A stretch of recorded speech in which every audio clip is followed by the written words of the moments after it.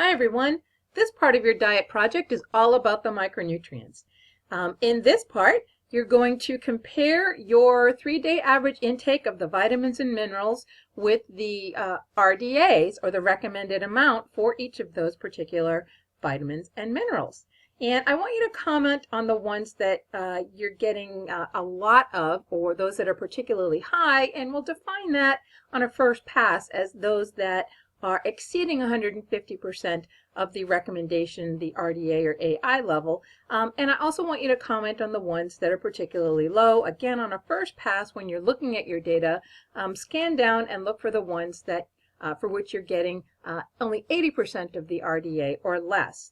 And after your first pass, I want you to go to the DRI tables and actually look up whether the amount of a nutrient that you're getting high levels of is so high that it's going to increase your risk for a toxicity, or whether you're getting such a low amount of other certain nutrients that it increases your risk for a deficiency. So I'll take you through how to look up the EAR or the UL for these specific nutrients.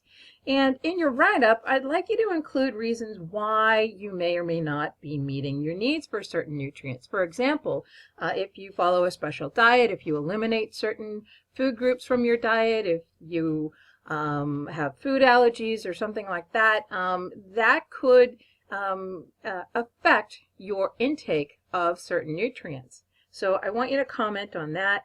In addition, I want you to discuss the potential health implications of getting too much or too little of these particular nutrients. So when you go through your data, I want you to go back to part 1, again, as always. Look at page 2, because here is where you will see the list of vitamins and minerals and your 3-day average intake of each of them. Now, in the first column, you see vitamins and minerals nutrient here. In the second column, you see the table heading is DRI. That really refers to the RDA for a nutrient, or the AI if an RDA has not been established for it. And then in the next column where it says intake, that's your actual intake level for that particular nutrient. So when you're scanning down to see whether you're getting too low or too much or too little of certain nutrients, let's start with the ones that this person is getting perhaps a little low intake of. So here we're going to go ahead and circle the ones that are less than 80% of the RDA for these nutrients. And then I want you to not just look at these percentages, but go and look at the actual intake level for these particular nutrients. For example, they're only getting 0.7 milligrams of thiamine, about 7 milligrams of niacin, while their folate is, well, low. How low is it, and do they need to be concerned? Same with their vitamin D, their alpha tocopherol. Alpha tocopherol, remember, is vitamin E, so don't forget that one. And then we'll take a look at their low intake of these minerals. So we start with the low ones. So are these so low, these levels so low, that this person is at risk for a deficiency of these nutrients? And what you need to do is go to the table that I provided in the instructions that is labeled estimated average requirement. So before we go there, I want you to make note of a couple of things. First, let's look at their vitamin D level here. So vitamin D, micrograms of vitamin D is only about 3 micrograms of vitamin D, and their alpha tocopherol or vitamin E, they're only getting about 4 milligrams. So let's see if that's, it's particularly low. They're only getting 20% of their RDA or AI for these nutrients. So let's see if that 3 micrograms and 4 milligrams is so low that they need to be concerned. So again, I gave you these tables, these DRI tables. There's multiple tables in that handout, so make sure you scroll to the one that says estimated average requirements. So for this person, this is a female between the ages of 19 and 30. So in the left column, that's where you go down and look. And then we'll scroll over and we'll look at the EAR for vitamin D, which is 10, and the EAR for vitamin E, which is 12. So she was only getting, what, 3 micrograms of vitamin D, which is well below the estimated average requirement of 10, and only 4 milligrams of vitamin E, which is well below the estimated average requirement for vitamin E, or of 12 here. So the EAR, remember, that conveys information about, or that's the level at which your risk for developing or having your risk for adverse effects from a low intake increases. That is, this is when you are likely to become deficient in a nutrient. If you're so low that you're at or near or below the EAR in this case, chances are if you continue consuming this low level for an extended period of time, and again, this is their usual diet, then they're going to experience some adverse effects related to a deficiency. So I want you to talk about that, okay? So now let's look at their nutrients, this person's nutrients for which they were getting too many. So we look, again, we scroll down, which ones are above 150% of the RDA. We see they're getting a lot of B12, a lot of vitamin C, a lot of vitamin A, but let's step back a minute. You'll see here that vitamin A is listed two ways, either as RAE, which is retinoic acid equivalents, or retinoic acid equivalents, and that's expressed as micrograms, or it's expressed as IUs, which refers to international units. IUs are an older way of expressing vitamin A on labels. RAE is the more up-to-date and accurate way of expressing vitamin A on labels because it better reflects the conversion of plant-based sources of vitamin A, that is the carotenoids, in particular beta-carotene, and its ability to be converted to active vitamin A in your body. So go with the RAE level of vitamin A, again, because it more accurately reflects the actual amount of vitamin A that you get from your diet from all sources, both plant and animal sources. So those are the three nutrients for which they're getting high amounts. Again, go back and look at the specific quantities, your specific intake. They're only getting 4 micrograms of vitamin B12, or they're getting 4 micrograms, which is above the DRI here for 2.4. For vitamin C, they're getting 87 milligrams, and for vitamin A, with their IUs, they're getting 9,000 IUs. But again, we're going to ignore that because their RAE level is just fine for vitamin A. So we take those numbers to the table for tolerable upper intake levels. So that's 4 micrograms of vitamin B12 and about 87 milligrams of vitamin C. So we go and look at another page in that DRI table that I gave you, and you can look for the heading that says tolerable upper intake levels. That's the UL. And again, we scroll down to where we see a female, 19 to 30. For their vitamin C, she's getting 87 milligrams, which is above the RDA, but it's not so high that she's going to risk an adverse effect of getting too much vitamin C, because the UL for vitamin C is well above 87 milligrams. It's 2,000 milligrams, so no danger of toxicity there. What about for vitamin B12? No UL has been established for B12, so it doesn't really matter if she got too much of that nutrient because she's unlikely to experience some adverse or toxic health effect due to her excessive intake of vitamin B12.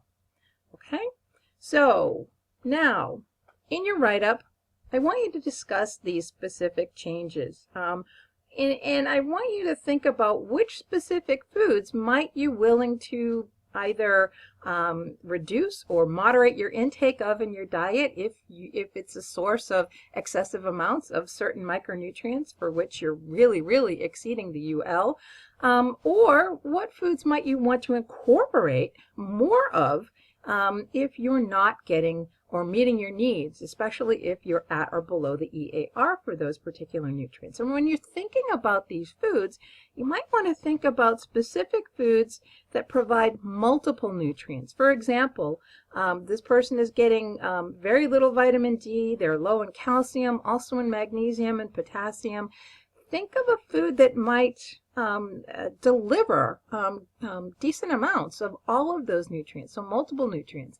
In this case, something like an extra cup of milk, maybe 2, or an extra serving of yogurt or 2, or a non-dairy alternative that is fortified with those nutrients might be enough to bring her levels up to where they need to be. Other examples are out there as well. Certain fruits or vegetables or grains, fortified grains if they're particularly low, or enriched grains if they're particularly low in the first 3B vitamins. But I want you to think about the specific foods. Don't just say she should get more vegetables. I want you to indicate, well, which one or which group of vegetables might be most advantageous. Which group of vegetables or which food group or specific foods in a food group might contain multiple nutrients that can help fill in the gaps in their diet. And again, think about not just the foods that you could incorporate to meet your needs, but also which foods are giving you excessive amounts of certain nutrients that you might want to consider eliminating, like foods that are high in, particularly high in sodium for all of us, and maybe perhaps high in iron if you're a male. Most women are not getting enough iron. Most men are getting an excessive amount of iron, so consider that as well. And one other thing I would like you to make note of in this write-up is nutrient density. Remember, the definition of nutrient density, we talked about it early on in the semester. It's defined as the quantity of a single nutrient per calorie. That is, the milligrams of a particular micronutrient, like vitamin D, or calcium, or vitamin A, or folate, per calorie. So it's the amount of nutrient for the amount of calories. It's think of it as more nutrient dense foods are the ones that you're getting more bang for your calorie buck. So I want you to consider what the single most nutrient dense food you consume during these 3 days. And this is rather subjective, okay? And one way you might want to approach it is to start by looking at your food lists and look at the foods that are lowest in calories. So if you start with foods that are low in calories and then look at those foods and see if they contain particularly high amounts of individual nutrients. Remember, when we express nutrient density, we express it according to individual nutrients. So a food would be nutrient dense with respect to calcium, or nutrient dense with respect to vitamin D, potassium, etc. And then finally, for this part of the write-up, I want you to give your rationale, justify your reason for choosing that particular food as your most nutrient dense. Just a reminder, the 2015 Dietary Guidelines for Americans definition of nutrient density is a nice place to start when you're considering what foods in your diets are likely to be the most nutrient dense. So if you were to go back to your part 1 of your diet project and then scroll down through the intake spreadsheet section of your part 1 report, you'll see at the beginning of each day is a list of your foods, what meal you had it for, the quantity, the weight, and the calories. So if you scroll down the list of calories and you look at the foods that are low in calories, that's where you might want to start. So this person might want to start looking at maybe the field greens, and then go back through the individual nutrient pages of the intake spreadsheet and see, well, were the field greens particularly high source of, for example, vitamin A or folate? Chances are it was. So that's probably their food that is most nutrient dense with regard to folate and vitamin A. Okay? So lastly, I also want you to be able to pick out the specific foods in your diet that are the highest sources of some of these problem nutrients or nutrients of concern. So I want you to scroll through your report and look through the individual columns for these nutrients that are listed in your intake spreadsheets for each of your 3 days. So you look at the column for vitamin D, for calcium, sodium, and potassium, and you try to pick out the foods from each day that are your highest sources of each of these particular problem nutrients. Where is your sodium coming from? Where is your potassium coming from? Where's your vitamin D and your calcium coming from? So again, if you just scroll through the intake spreadsheet and you look for the column. Let's say this is 1 day for this person. You would look at all 3 days, and you scroll down and you look at the column of potassium. You can see that, well, you know, the first 3 foods here are the highest source of potassium this person had this day: the banana, the milk, and the prunes. And if you scroll down a little more, you'll see that the apples were also a good source of potassium. You want to also look at what else they were getting in the other 2 days to see, to evaluate where most of their potassium is coming from. Same thing with sodium here. If you scroll down again, not a surprise, the feta cheese was highest in sodium, as were the pretzels. So a lot of these foods will make sense. Hopefully you're getting a better idea of the sources of these nutrients in your diet. And that's what this part of your diet project is all about. Have fun. Be in touch with any questions.